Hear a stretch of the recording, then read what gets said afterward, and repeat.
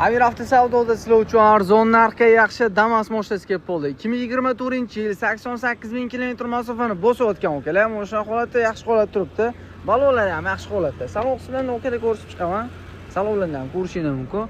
Avtolar obshipkalar qilingan, mashinaga chexol kiygizilgan, chexol urinib qolibdi. O'zinglar uchun bitta yangi chexol kiygizsanglar, zo'r holatga keladi.